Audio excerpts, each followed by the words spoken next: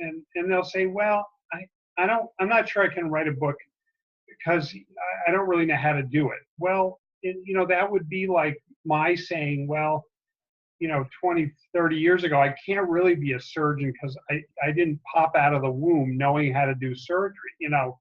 It doesn't work like that. And it's the same for writing or dance or yoga or any creative endeavor. I think that whole piece of discipline and learning how to do it. When I first started writing, I never read a book about writing. I never took a writing class because I thought it would contaminate my innate organic writer's self or some baloney. I don't know what exactly. And of course, I realized down the road that, and Howard Moser talks a lot about this, if you don't like reading, you're probably not going to be a good writer because you're not going to have any mentors. You're not going to have examples of what to do. And I have to admit, the amount I write now and the amount I work and family life, my reading list, is just, there's a pile of books everywhere. And I don't read as much as I should. I really keep reading what I really like to read.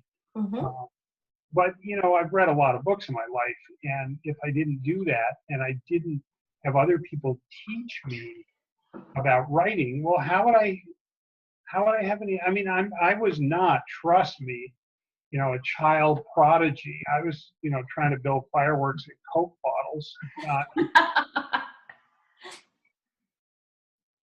Yeah, that's a really good point, Stephen. In my work, I sort of straddle being a writer and being in the trenches, but you're right. I spend a lot of time working with writers to really teach them the skills of putting together a book. And you're right. I think a lot of people, when they come to me, say, I should somehow already get this. Or many people come to me and say, I've got this idea, but I'm not really a writer, right? And in some cases, they're just not a writer yet, right? And you're absolutely right. We're not going to pop out of the womb ready to do these things. And I think because we all write in school, we think that we all sort of should have this mastered. And certainly we've got a level of mastery because we've done this thing before. But being able to write a book report in the third grade does not mean that we can, in turn, write a novel. That doesn't make sense. So you're absolutely right. I love what you say about that.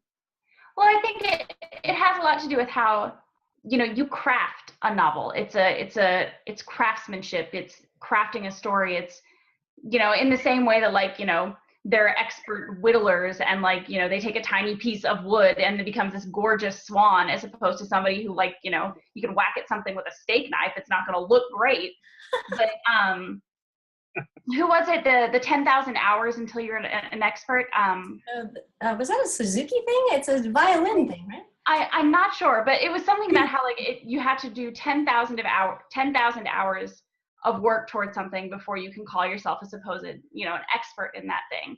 And I think that's what's so difficult when people say, I want to write a book. You have this great idea, but actually, doing what Stephen does, having the discipline, taking the time out of every single day, and, don't sit down and watch Netflix. Park yourself in front of your computer and get out 20 pages, get the work done. That's really hard.